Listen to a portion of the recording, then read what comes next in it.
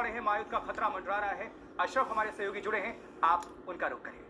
Beirut लिए चलते हैं आपको। अशरफ वानी भी हमारे साथ ग्राउंड पर मौजूद हैं। अशरफ, क्योंकि आप तो सारी स्थिति को इस वक्त ग्राउंड पर देख रहे हैं, किस तरह वहां पर हमले हो रहे हैं। इजराइल की रणनीति क्या है पिछले एक सालों में, क्योंकि आप इससे पहले भी आप लेबनान गए कवरेज करने, अभी भी आप वहां पर हैं। हमले इजराइल ने बढ़ाए हैं। इजराइल की आपको स्ट्रैटेजी क्या नजर आती है? जमीनी युद्ध छेड़ने का क्या आशय है और अब किस तरह ये युद्ध आगे बढ़ रहा है, क्या दिखा रहा है? अर्पिता, आप मेरे पीछे भी देख सकती हैं कि अभी भी यहाँ पर बेरूत में, जो यहाँ का दक्षिणी इलाका है बेरूत शहर का, वहाँ पर कई इमारतों में धुआं उठ रहा है। वो साफ संकेत दे रहा है कि इसराइल की रणनीति क्या है।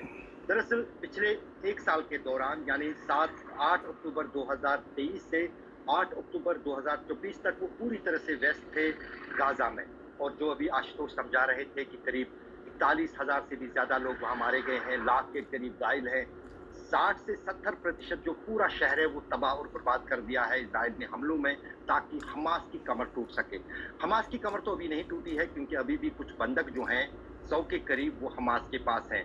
और हिजबुल्लाह दूसरा सबसे बड़ा दुश्मन, और यहाँ तो कहें कि सबसे खतरनाक दुश्मन इजराइल का है, क्योंकि पिछले साल 8 अक्टूबर जब मैं यहाँ था, तब से ही लगातार कोई दिन ऐसा नहीं है जब हिजबुल्लाह ने इजराइल पर हमला ना किया हो। जो शुमाली या हम कहें नॉर्थ इजराइल का इलाका है, उस पर लगातार जो है न सिर्फ पिछले साल घुसपैठ की थी हिजबुल्लाह के लड़ाकों ने इजराइल के भीतर, बल्कि उसके बाद लगातार वहां पर जो है इतनी बमबारी हिजबुल्लाह की तरफ से की गई कि 70,000 जो इजराइल के नागरिक हैं वो अपने ही देश में विस्थापित हो गए। यानी उन्हें जो है उत्तरी इजराइल छोड़कर जो है तल अवीव और दूसरी जगहों पर, सुरक्षित जगहों पर शेल्टर्स में जाना पड़ा। उस बीच अब कुछ दिन पहले ही ये नेतन्याहू ने भी और वहाँ के डिफेंस मिनिस्टर ने भी इजराइल से कहा था कि हम तब तक हिजबुल्लाह का पीछा नहीं छोड़ेंगे जब तक हम अपने नागरिकों को, जो 60 से 70,000 के करीब नागरिक हैं उत्तरी इजराइल से, उनको वापस अपने घरों में नहीं पहुंचा पाएंगे।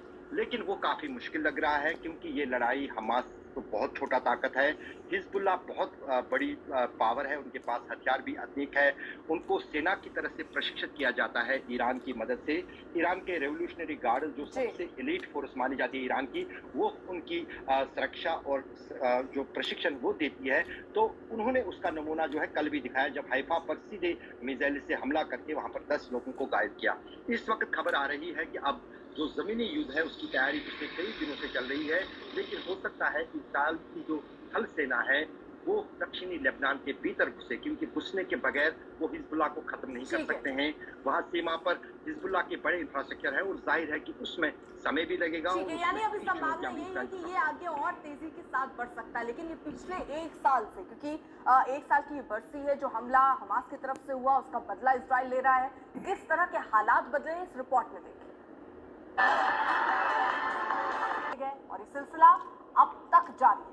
बेरूत के कई इलाकों में लालू प्रसाद यादव को एक तरीके से राहत मिली है। जमीन से जुड़ा ये पूरा मामला, जहां राउज एवेन्यू कोर्ट ने फिलहाल फौरी तौर पर पूरे परिवार को राहत दी है। 1 लाख के निजी मचलके पर ये जमानत मिली है। 9 लोग ऐसे टोटल हैं जिनको फिलहाल राहत मिली है, जमानत मिल गई है। लेकिन अगली सुनवाई 25 अक्टूबर को होगी। वक्त एक छोटे से ब्रेक का है, आप देखते रहिए आज तक। Presented by